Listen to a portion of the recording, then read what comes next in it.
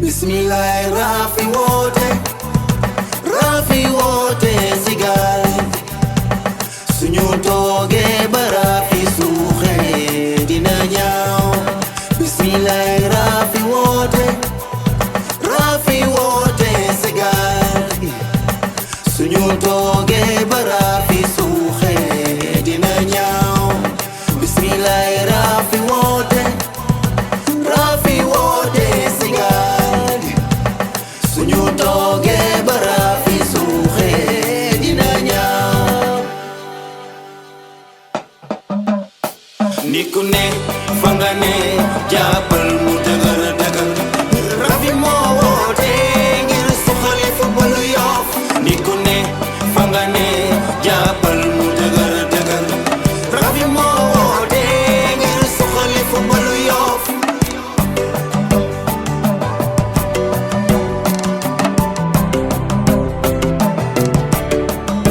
Rafi ñam ñoo bokk ndey ñoo bokk baay. Mam Yàlla waajal yërmande Rafi jëm ca kanam.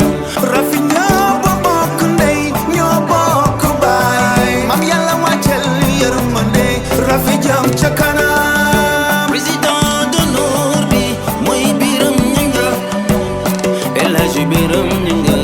Sa liggéey rafet na saltige Mamadou Menga ngi ni Mama yow sa liggéey rafet na.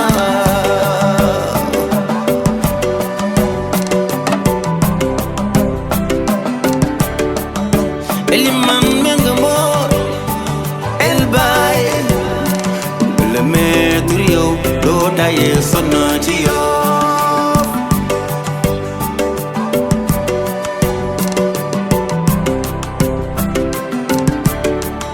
Jimmy Cissé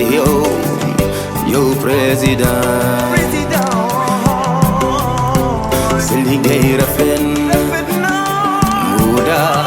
chéri Aïdou Faye Amar Njaay Jatta Njaay chéri Mbod Ndoy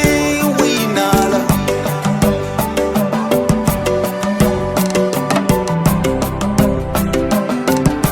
Abdoulaye Ndoye Samba yaay trésorier bi le.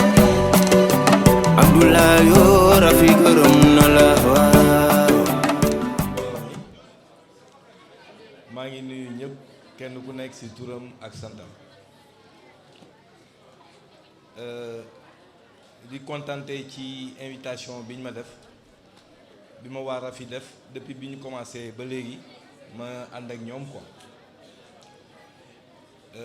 damay sawar def ko parce que dafa am ay joueurs yoo xam ne man entraîneur football la dama football ba bàyyi soog a nekk ci encadreur football. am na ci waa Yoff ñoo xam ne jot nañ jaar sama loxo muy Ibrahima Diakhaté, Saliou Thiaw ak Ousmane Ngom ñooñu jot naa leen entraîner à l'ASFA. bu loolu weesoo ma am occasion aussi entraîner ci petite catégorie quoi ci loolu laa gën a spécialisé wu. donc man ak pas gaucher ma la toog ñoo tàmbali jàmbaar. yàlla suturaal ñu ci ba tey joueurs yi ci gën a ràññee muy Pape Alioune Ndiaye, Gana Gueye, Saliou Ciss ak Karamboj. macha allah ñooñu ñëpp suñu loxo la ñuy jaar. donc tey dañuy sawar a wax ci affaire xale yi daal. xale yi nag dafa nekk liggéey bu yàgg te metti comme ni ko Elimane waxee léegi. ñi ñu gis nii dañuy ñaan yàlla fi ñu toll nii kenn mënul wax kii mooy réussir wala kii du réussir. comme ni ñu koy waxee rek le talent seul ne suffit pas. il faut beaucoup de sueur, parfois des pleurs ba pare ñaan yàlla nag léegi mu eggali suñu yéene daal. mais li ma gis fii ñu tàmbalee ko ci Yoff daf may delloo ci ginnaaw rek que jàmbaar exactement nii la commencé woon même bu fekkee ne moyens yi bokkul woon daal. yoon bi ñu jël man xawma beneen yoon pour réussir dans le football. vraiment yoon bii su fekkee ne yàlla dimbale na daal ba ñu continuer si mën nañ si am yaakaar bu bare ay Sadio Mané ay ñeneen ak ñeneen mën nañ ci génn yàlla na ko yàlla def loolu daal laa amoon lu may waxtaan. asalaamaaleykum mbooloo mi maa ngi nuyu ñëpp kenn ku ne ci turam ak santam di nuyu ñi nga xamante ne bi aussi mooy ñi nekk ci kaw commencé ko ci Seydina Issa Ndiaye ancien maire teg si l'adjoint du maire Abdou Nar ak ñi mu àndal teg si it saltige Mamadou Mbeng teg si it ñi nga xamante ne bi ñooy waa Freyov mi nga xamante ne bi Pédar Sarr mooy président bi ndax tey defe naa casquette yi ma fi am dafa bari te mënuma wax ci casquette yëpp damay sant yàlla rek ci xale yi nga xamante ne bi tey ñoo toog ni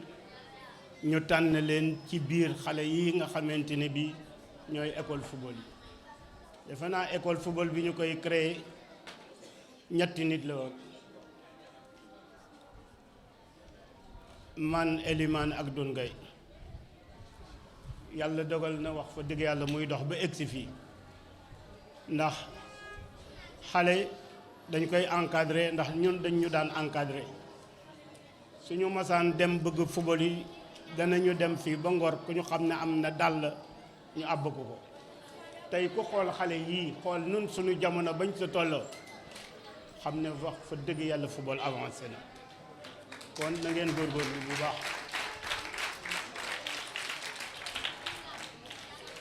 ñun ñii taxaw tey nii day di wax defe naa suñu ñax tuur nañu ko ngir Yoff ci terrain bu mu mën doon lépp loo xamante ne bi tey tudde nañu ko nit ba mu dem ko extérieur ñun def nañu ko waaye question bi posé wi toujours mooy la tax Yoff mënta am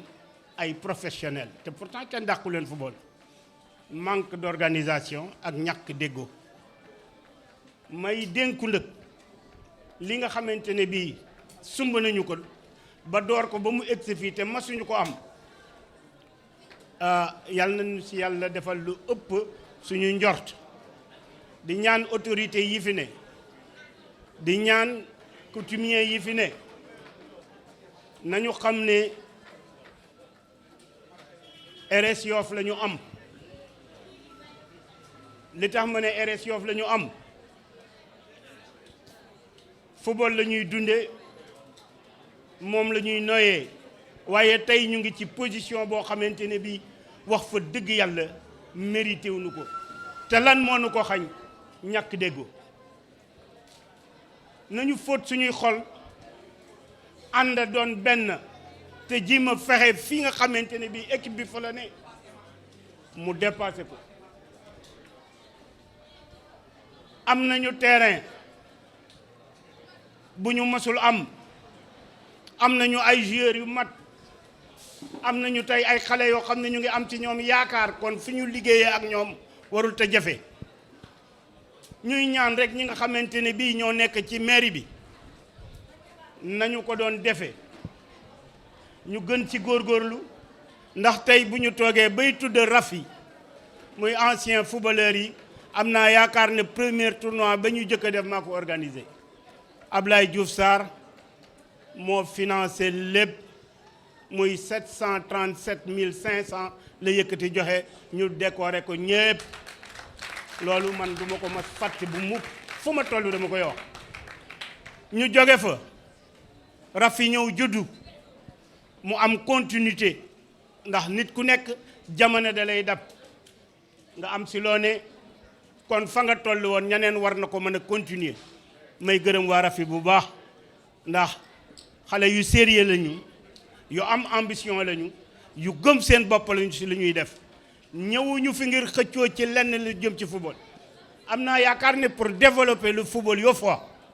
moo nekk li nga xamante ne bi moom moo leen tax a jóg te si la ñu ne kon seen tànk fi ngeen ko teg bu leen ko teggi na ngeen góorgóorlu bu baax wax fa dëgg yàlla sama doom a ngi nii toog defe naa ba ñuy def test si sax dama toog sama kër bañ na du ma ñëw ngir bañ ñu ne ëllëg man nangam ba yàlla dogal si la nga xamante ne bi moom la dogal kon mënuma sonn ci football bay dee te mënuma si am dara waxuma saxi koppar mais tànn si sama doom kon ma koy sant yàlla yéen itam ma di leen ñaan ngeen bañ def ci seen bopp ne ay professionnel ngeen gis ngeen ñii toog nii gënoo leen du ci juddu du ci dara yàlla moo dogal ci yéen ngeen def test ñu tànn leen jël leen kon na ngeen ànd ak discipline képp kuy ndaw bëgg football te amuloo discipline am naa yaakaar ne lépp doon def dañ ko bàyyi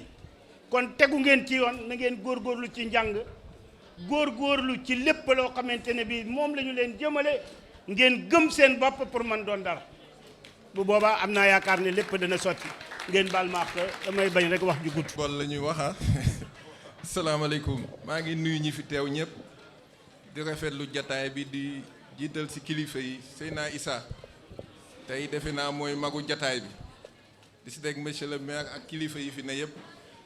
waaye football la ñuy wax ak lu ko jëmale kanam loolu daal damay ñaan laay def ancien footballeur yi li nga xam ne taxawal nañ ko ci Yoff yàlla leen yàlla sàmm te dool leen kàttan ba mu réussir ci jàmm ak salaam xale yi nga xam ne tànn nañ leen tey seen biiri morom yi li ñëpp ñaan yàlla ko yàlla def moo ñu dem a dem ba nekk ay professionnel waaye comme football la dama fi nekkaa sama mag jibi mu gën ma xam football lool xam naa dina am kàddu damay ñaan rek mu waxaaleel ma lii aju ci wàllu football ak yooyu waaye waa Rafi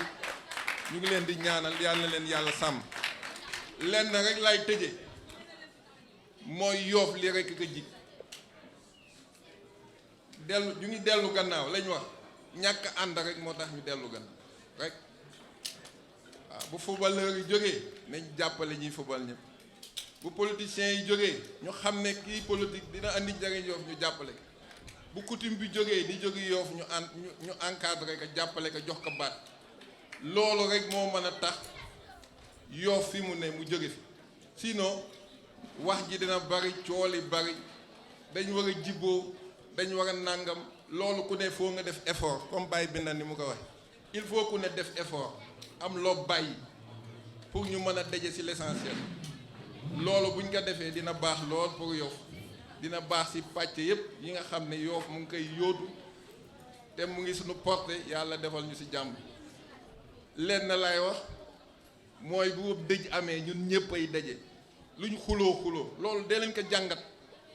mooy bu koy na tojlee ñëpp ay daje ñu jaalante waxante lu rafet te bu pénc mi jotee wax pénc mi rek mu am jafe-jafe lu tax loolu ñun ñëpp war nañ seetaat suñu bopp gis ne Yoff mu ngi dellu gannaaw dëkk la boo xam ne dëkk bu daan roy la dëkk bu daan jiite leader dëkk village leader la woon ci lépp loolu bu delloo gannaaw ñun ñi ko dëkkee ñoo war a seetaat suñu bopp yàlla nañu yàlla dimbali defal ñu kàttan ba li ñu bëgg ci Yoff yàlla defal ñu ko vraiment nguuda ñu ngi leen di encourager di leen ñaanal li ngeen tàmbali yàlla na ko yàlla sottal bu baax a baax allahumma salli ala sayyidina Muhammad. salaamaaleykum mbooloo bi lii xew nii tey dinaa ci sawar trop parce que defe naa nguuda waxu ko mais am na ñetti réunion wala ñeenti réunion yoo xamee ne ci wax lu jëme lii kanam laa ko def ak ñoom parce que dama leen wax ne mbir mi léegi football industrie la comme ni ko entraîneur bi waxee léegi man mun naa wax ne depuis 25 ans si laa nekk si laa yëngatu El Hadji Diouf mii ñuy coow tey maax suma benn xarit bu ñuy wax Pape Samba Mbow ñoo ko yóbbu France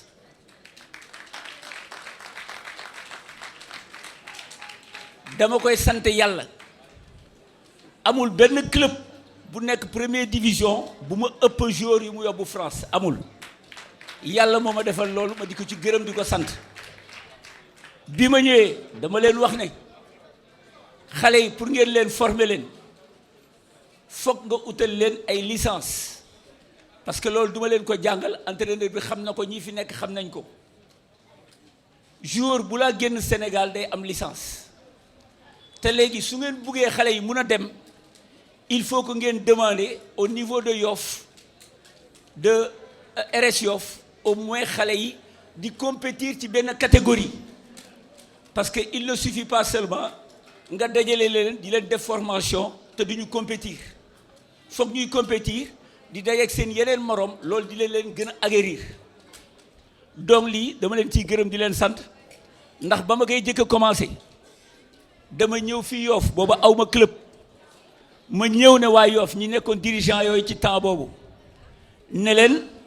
da ngeen may licencier samay joueurs su ngeen leen licencier suñu demee yéen ngeen am 10%. Ils ont refusé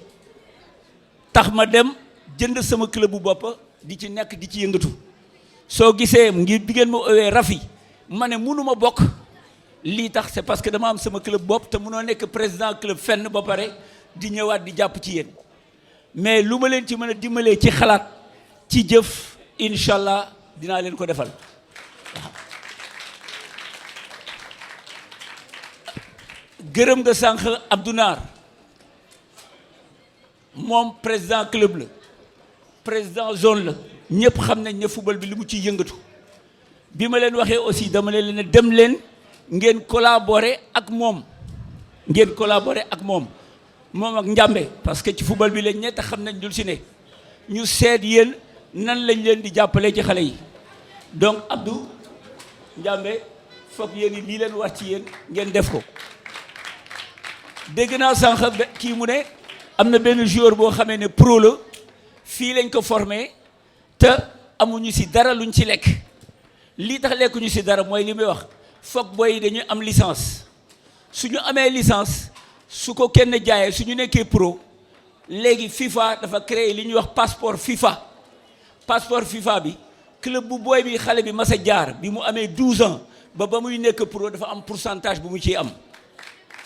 donc fexe leen ba licencier xale yi ba xamee ne ñoom duñ leen mën a rëcc ndax keneen ku leen jël sax yóbbu leen yéen bu ngeen demee fédération présenté ko ci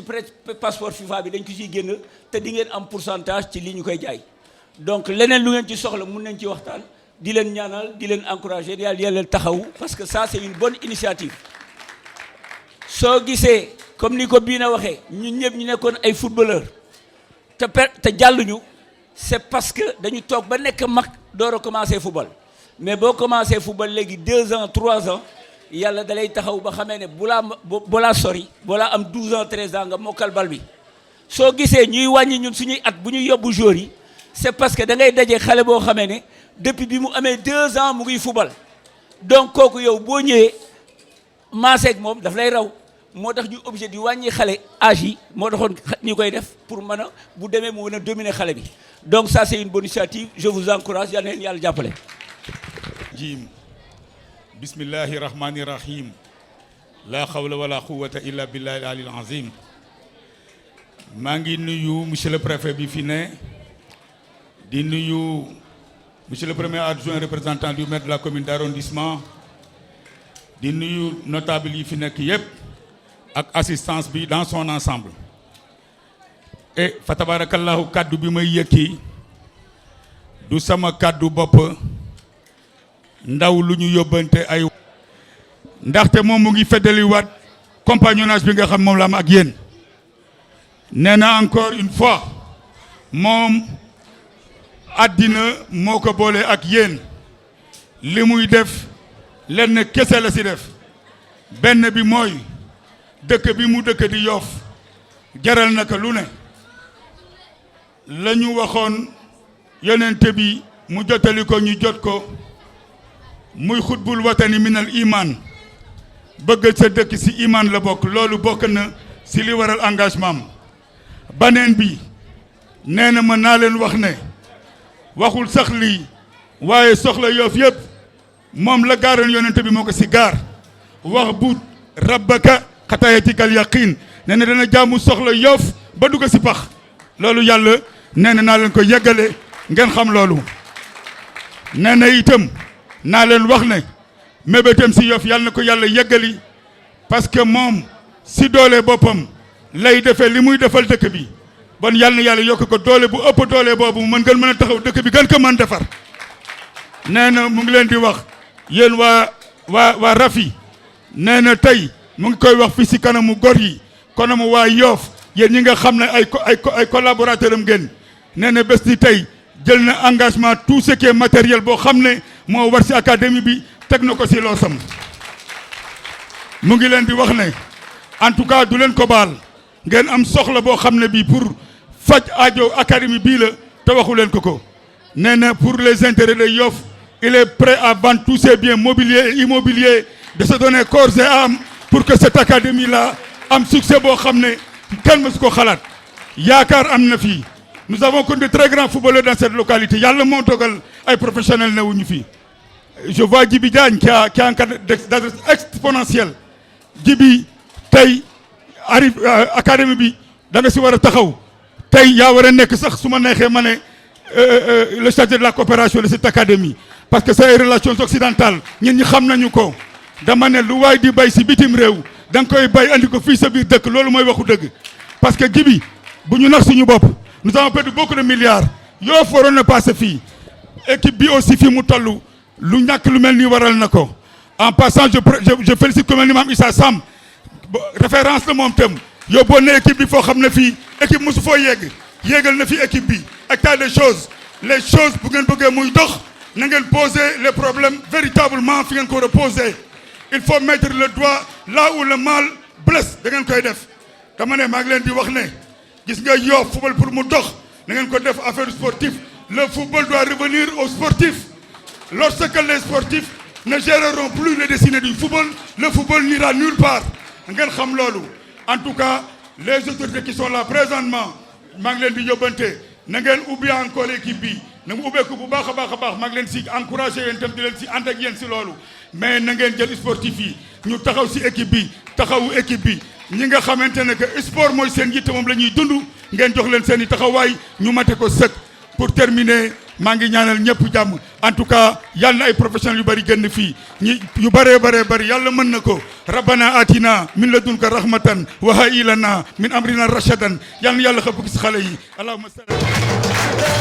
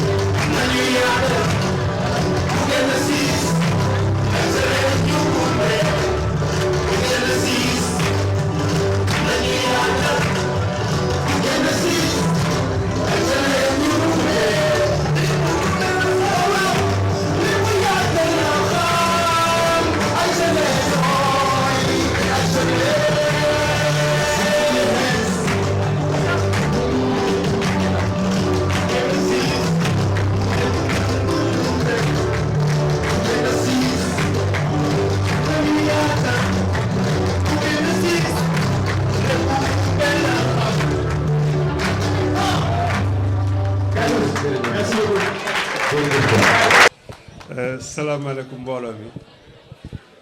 ñu ngi nuyu ku nekk turam ak santam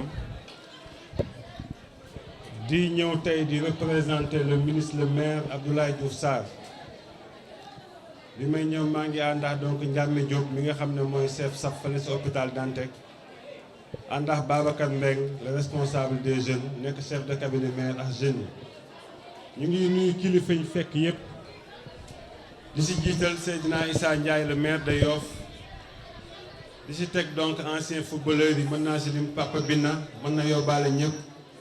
di si teg sama papi bopp Papa Djibi Diagne maa ngi koy nuyu bu baax nuyu waa APEXI di nuyu waa Rafi bu baax a baax si li xam ne moom la ñu organisé je pense que loolu naa si ñëw si kanam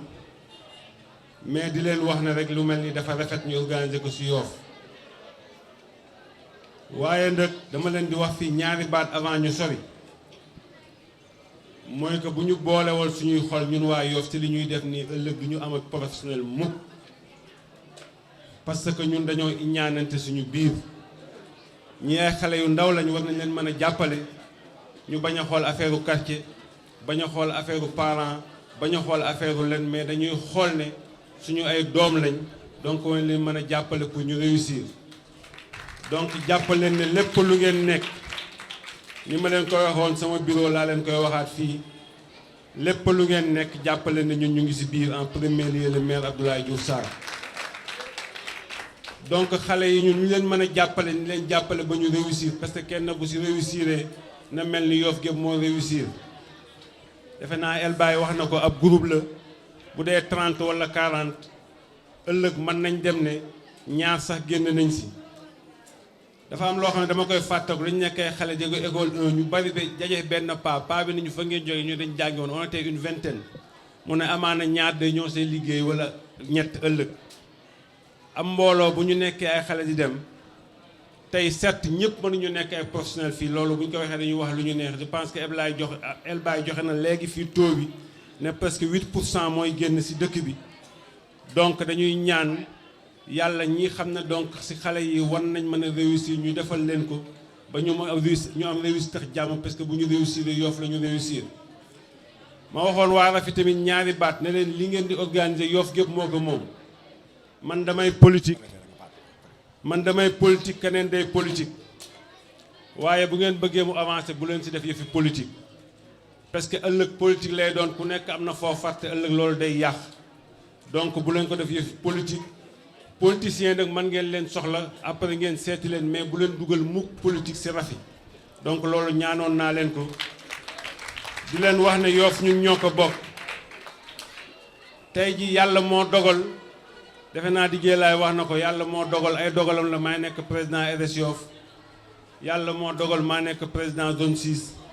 donc war ñu mën a wax sport fii ci Yoff te ñëwuma taxaw wax fi parce que yàlla moo dogal loolu di leen wax ne ñu ngi leen di tàllal seen loxo Yoff nag dafa bari ay pàcc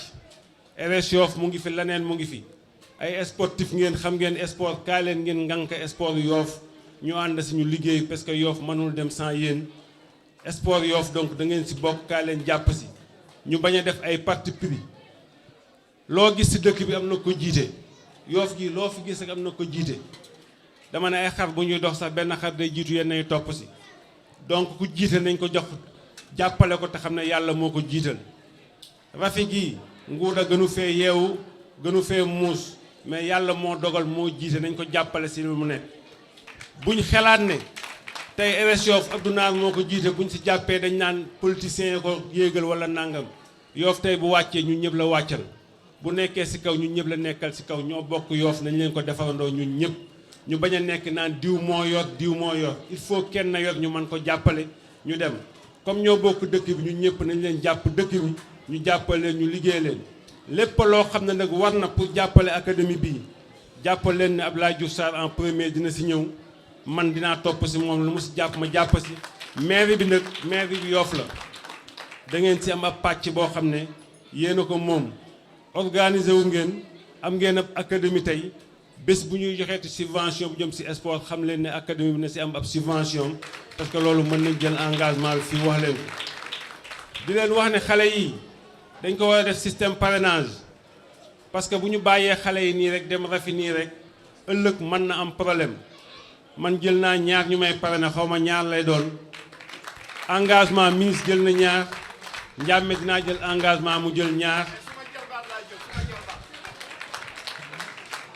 bon nee na jarbaatam lay jël ak keneen bon man jël naa sama doom ak keneen parce que sama doom mu ngi si doomu Omar sama doom la bon mën naa ko jël ak sama doom ji ak keneen ñu jàppaleen li ma bëgg firndeel foofu rek mooy que xale yi ñu dañ leen war a jàppale si li ñu ne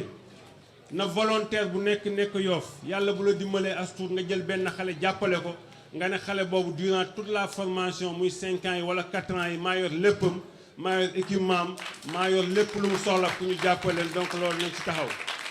et que di wax ne rek donc dañuy sant bu baax donc le préfet bi nga xam ne bàyyi na foofu laa tëjee soxlaam sépp ñëw réussir ñu donc bés bi donc lii dafa am solo moo tax bañ ñëwee gis ñu à la mairie le président est là mën na témoigner wax dama ne ko président li ngeen di organiser am na solo ñun budget bi dinañ jël lépp en charge jàppale leen si pour mu mën a yow te loolu tamit bëgg naa lépp lu ngeen nekkee yéen waa Rafi wala waa académie bi ñu ñëw waxtaane ko parce que li ma wax Yoff dafa am pàcc boo xam ne mairie bi moo ñu ko dénk mais li ñu mairie bi dénk mën nañ leen ci dimbali li ñu yàlla wërsëgal te mën nañ leen ci dimbali ba xam ne tey xale yi incha allah kenn xamul kan moo si réussir mais ku si réussir rek Yoff nga réussir mais je pense que Baye Binna moo leen ko wax xaw ma kan moo leen ko wax defe naa El Baye tamit wax na leen ko li ñu leen di jàng defe naa dañ les études avant tout seen papa yi dañu yaakaar si yéen da ngeen di jàng bu baax wax na léegi donc xam nga ban joueur am na bac plus te mu ngi football équipe nationale donc jàng yàqul dara seen football jàng leen bu baax a baax parce que vous êtes l'avenir de demain Yoff yaakaar na si yéen sur tous les plans yaakaar na si yéen si li ngeen di jàng yaakaar na si yéen si football bi ñuy terminer nag di remercier bu baax a baax waa Rafi si initiative bi je pense que lii lu rafet la képp ku dëkk Yoff war na leen mën a jàppale mais dénk naa leen ñaar yooyu ma la wax sànq buñ ko politiser buñ ci dugal politique parce que buñ ci dugalee mu yàqu buñ ci dugal parparloo buñ ci dugalee mu yàqu nañu xam ne Yoff ñun ñëpp a ko bokk li may ñaanaan rek di ko terminer mooy Rafi dañ ko commencé defe naa président wax na ko mu commencé woon Yoff te léegi Yoff dafa màgg Yoff léegi cité yi si lañ bokk nañ ko jéem a élargir xaw ma nu ngeen di waxtaanee ba élargir ko boole si les cités mu doon la nga xam ne tey commune bi yëpp ñoo koy bokk parce que loolu lépp intérêt Yoff la ngeen baal moo salaam. salaamaaleykum mbooloo mi ñi ngi nuyu képp ku fi teew di njëkkee ci nuyoo bi monsieur le maire de la commune de Yoff ak ses collaborateurs di nuyu membre association des anciens footballeurs de Yoff di nuyu bépp kilifa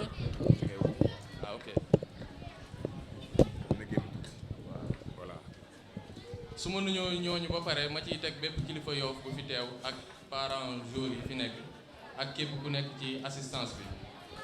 di njëkkee tamit di jégalu ci retard bi nga xam ni accusé nañ ko ci cérémonie bi ndax bëggoon nañ fi teew dès le début mais retard boobu doon na loo xam ni nekkul suñu coobare donc ñu si jégalu encore di tàmbali tamit di wax ni ñun ñi nekk ci administration au niveau local dañuy seetlu ni bépp analyse bi nga xam ne ñu ngi koy def wala bépp étude wala bépp travail de manière générale dañuy gis ni bi nga commencé à la base mooy doon li nga xam ne mooy gën a exhaustif mooy gën a mat ndax fiabilité bi ñu ciy am ak précision donc loolu bu ñu ko transposé mën nañu wax ni de la même manière formation yëpp baax na mais peut-être bi si gën a mat mooy bi nga xam ni da nga koy tàmbalee à la base boobu ñu mën ko méngaleeg xale yi toog tey donc ci sens boobu la académie football Yoff bi juddoo donc mu doon initiative boo xam ne dañ koy rafetlu boo xam ne mënuñu lu dul ñëw apporter suñu taxawaay ak suñu jàppale. maintenant exemple yi bëri nañu mën nañu tirer exemple ci académie bu mel ni Génération Foot wala ci institut Jàmbaar nga xam ni jot nañoo prouver lu bëri ci élite football Sénégal yaakaar naa ni liggéey bi li ci des bëri na lii ça marque rek benn début mais mën nañu wax ni am nañ ci yaakaar am nañ ci xel mu dal parce que ressources humaines yi nga xam ni Yoff am na ko niñ ko xamee mën nañu wax rek ni liggéey bu mel nii ñu sumb mën na doon li nga xam ni mooy li gën a ndaw ci li ñu mën a def buñ ci tegee loxo am ci taxawaay bi war mën na ci am résultat yi ñu yaakaar beneen bi tamit may bëgg ñaax peut-être les encadreurs wala parents joueurs yi nga xam ne ñoo fi toog ñu gën a insister gën a bàyyi xel ci suivi bi nga xam ne war nañ ko apporter xale yi tey parce que au-delà aspect sportif bi dafa am aspect boo xam ne moo gën a important boo xam ni war nañ ko bàyyi xel muy l'aspect humain yaakaar naa ni techniciens yi nga xam ne jot nañu jël parole bi wax nañ ko bu baax seen intervention parce que être professionnel mën nañu wax ni comportement la ci biir terrain bi mais comportement la tamit en dehors du terrain donc mu doon élément boo xam ne war nañ ko bàyyi xel te waruñu ko bàyyi ginnaaw ci formation xale yi nii toog may jeexale peut-être ci réitérer suñu engagement ñun administration à travers ma voix madame le sous-préfet comme ni mu ko tàmmee di def elle reste ouverte ci à l'endroit des membres de l'association des anciens footballeurs de Yoff ci bépp procédure bépp démarche boo xam ne ñu ngi koy bëgg def en vue mieux organiser académie bi wala mieux structurer ko ñun on ouvre les portes aux membres de l'association ba lépp liñ ci yaakaar résultat yi nga xam ne ñu ngi ko ci séntu ñu mën ko amandoo ensemble donc kàddu yooyu laa bëggoon adressé à l'endroit de l'audience di sant ñëpp di gërëm ñëpp. Assalamu alaikum, merci Didier Laye. C'est vrai que, excusez-moi d'avoir fait une entorse à la cérémonie protocolaire, parce qu'après l'autorité administrative, en l'occurrence monsieur le sous-préfet, personne ne devrait prendre la parole. Mais c'était tout juste pour apporter un témoignage. Mais permettez-moi aussi de saluer la présence d'un doyen du football sénégalais, quelqu'un qui fait partie de ceux-là qui ont marqué l'histoire du football sénégalais, Grand Gaucher Paye. Alors pour l'histoire, retenez que Gaucher Paye, il a été le premier à me donner un maillot quand j'étais cadet, là-bas, dans une équipe qui s'appelle Koloban, avec Fou Boroko Kamara, ancien de la police. Merci encore grand. Mais je suis émerveillé par le message de monsieur le maire. Et tout à l'heure, je vous ai entendu, xale yi nga ne leen nañu football, nañu def sport, mais bu ñu fàtte jàng bi tamit. Et ce message nous renvoie au concept, le concept que nos doyens, je veux parler de Feu Kéba Mbaye, mais aussi de notre doyen Lamine Diack, sport et études. C'est un concept qu'on est en train de matérialiser avec ces académies qui sont en train d'être créées. Xale yi na ngeen jàng parce que nañu bàyyi di wax ne jàng dafay yàq maanaam football sport dafay yàq jàng mun nañu ànd. Et tey si on revient un peu, c'est vrai que les exemples sont nombreux, monsieur le sous-préfet, mais je retiendrai deux exemples d'abord. El Hadji Malick Sy Souris, il a été ministre de la République, il a été international. Il y a ici aussi Youssou Ndiaye, un magistrat, un homme aussi d'une dimension exceptionnelle, qui a fait les beaux jours de l'équipe nationale de football du Sénégal, des années 65 jusqu'en 68. Lui aussi, il a été ministre, il a été ancien international. Un autre exemple qui est là, à côté de nous, Moukan Georges Weah, un footballeur qui est devenu président de la République. Kon nag nañ bàyyi di wax ne jàng dafa yàq football, jàng football dafa yàq football jàng nañu bàyyi di wax loolu xale yi na ngeen jàng parce que ces jeunes qui sont là aujourd'hui, ces petits enfants, demain ils seront les El Hadji Diouf, ils seront les Fadiga, ils seront les Sadio Mané, mais nag à condition que ñu fonk jàng mi xam ne jàng tamit dafa baax. Parce que bu fekkee ne football bi rëcc na la au moins nga jàng parce que yéen le Sénégal yaakaar demain je vous remercie en tout cas de votre présence et je vous souhaite une bonne continuation. Merci encore monsieur le sous-préfet, merci Cissé. waaye si bis bi ndax jëmmal ngeen ko ndax gëm ne li ñu taxawal nii dafa war a nekk loo xamante ne dañ si war a teg loxo pour mu dem ñu leen di ñaan ku nekk dugal si loxoom te xam ne yëfam la ndax suñuy doom suñuy sët suñuy jarwaat comme ni ñu ko waxee woon sànq dañu bëgg.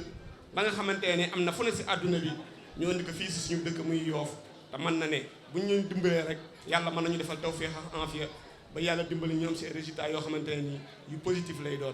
ginnaaw loolu damay gërëm bépp Yoffois ndaxte wax dëgg yàlla depuis ñu jóg taxawal li nga xamante ni mooy Rafi ñaari at yi yëpp fu ñu dem rek ubbil nañu bunt conseil yi ñaanal ñu jàppale noonu tamit la ñu bëggee mu nekk loo xamante ne ni dafay wëy ma. ñëw tuuti rek si monsieur le maire li mu wax muy monsieur Abdou Nar wax nga dëgg association bi nga xamante ne mooy Rafi dafa apolitique te bu ñu bëggee liggéey bi nekk mu liggéey bu mucc ayib nañu xam ne politique ak football bi waruñu ko jaxase mais yàlla dafa dogal politique bi tamit ñun dañ leen di soxla parce que am na foo xamante ne suñu loxo jotu fa ñoom rek ñoo ñu mën a dimbali moo tax ñu leen di seeti ñëpp mais Rafi amul benn camp boo xamante ne nii fa la bokk du APR du Rewmi du PS mais tamit Rafi dafa am ay membres yoo xamante ne ay politiciens lañu mën nañu génn yor seen casquette boppa dem def liggéey boobu nga xamante ne nii mooy seen liggéey mais Rafi en tant qu'entité dafa apolitique encore une fois loolu moom jaroon na baax trop ñu leerlu ko beneen bi mooy dafa am ñoo xamante ne dama leen di gërëm ngeen baal ma rek juróom ñoo xamante ne nii depuis ñu juddu ñoom dañu jàpp taxaw bu baax a baax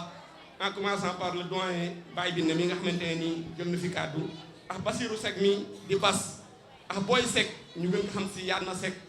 ak grand Eusebio mi nga xamante ne moom dëkk Tongoor beneen bi mooy Mansour Niang Max waroon na fi teew dafa am gàllankoor ak ku ñaan Omar Ndiir muy Koj yàlla dafa dogal daaw si jour appel bi la génn àdduna bés bi waroon na fekk tey mu teew fii parce que depuis ñu créé lii yàlla dogal na mu accompagner ñu ba li nga xamante ne nii nekkoon nañ si mu nekkoon seen ñun yàlla dogal mu dëdduñu ñu am fi suñu benn rakk boo xamante ne nii samedi bi passé la génn àdduna muy Kopa moom it nekkoon un ancien joueur yàlla dogal te juróom-ñetti fan yi ñu koy ñaanal yàlla xaare leen aljana fa ñu jëm gënal leen fa ñu jóge encore une fois way juru xale yi ñoo ngi leen di gërëm di leen sant Rafi gërëm na ñëpp sant na ñëpp ñoo ngi ñaanal ñëpp bés bi nekk na bés boo xamante ne tey Yoff du ko fàtte lii histoire la boo xamante ne nii Yoff daf koy marqué gërëm nañu leen sant nañu leen ku ñu fàtte nga xam ne nit moo matul waaye amul kenn koo xamante ne nii rek bàyyi nañ la si li nga xamante ne nii moom la ñuy wax nii encore une fois jërë ngeen jëf waaw Tata Fandoy yaa sa groupe comme ni ko DJ waxee ngeen ñëw rek defal ñu benn démonstration ñu soog a ànd tëj mbir mi encore une fois jërë ngeen jëf jigéen ñi ñëpp sant nañ ñëpp yal na yàlla fay amiin